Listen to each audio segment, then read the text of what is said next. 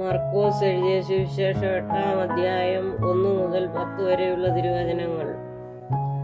ആ ദിവസങ്ങളിൽ ഏറ്റവും വലിയ പുരുഷാരം ഉണ്ടായിരിക്കെ അവർക്ക് ഭക്ഷിപ്പാൻ ഒന്നുമില്ലായകൊണ്ട് യേശു ശിഷ്യന്മാരെ അടുക്കൽ വിളിച്ച് അവരോട്, ഈ പുരുഷാരം ഇപ്പോൾ 3 നാളായി എന്നോടുകൂടെ പാർക്കുന്നു. അവർക്ക് ഭക്ഷിപ്പാൻ ഒന്നുമില്ലായകൊണ്ട് എനിക്ക് അവരോട് അലിവ് തോന്നുന്നു. ഞാൻ അവരെ പട്ടിണിയായി വീട്ടിലേക്ക് അയച്ചാൽ അവർ വഴിയിൽ വെച്ച് തളർന്നു പോകും. അവരിൽ ചിലർ ദൂരത്തുനിന്ന് വന്നവരല്ലോ എന്ന് പറഞ്ഞു. അതിന് അവന്റെ ശിഷ്യന്മാർ, ഇവർക്ക് ഇവിടെ മരുഭൂമിയിൽ അപ്പം കൊടുത്തു തൃപ്തി വരുത്തുവാൻ എങ്ങനെ കഴിയുമെന്ന് ഉത്തരം പറഞ്ഞു. അവൻ അവരോട്, നിങ്ങളുടെ പക്കൽ എത്ര അപ്പമുണ്ട് എന്ന് ചോദിച്ചു. 7 എന്ന് അവർ പറഞ്ഞു. അവൻ പുരുഷാരത്തോട് നിലത്തിരിപ്പാൻ കൽപ്പിച്ചു.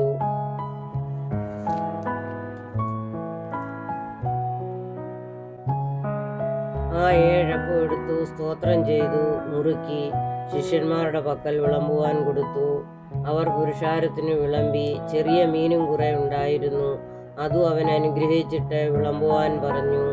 അവർ തിന്ന് തൃപ്തരായി. ശേഷിച്ച കഷ്ണങ്ങൾ 7 വട്ടി നിറച്ചെടുത്തു. അവർ ഏകദേശം 4000 പേർ ആയിരുന്നു. അവൻ അവരെ പറഞ്ഞയച്ച ഉടനെ ശിഷ്യന്മാരോടുകൂടെ പടവ് കയറി ദൽമനുഥ അംശങ്ങളിലെത്തി. ബാരക്കുമോർ.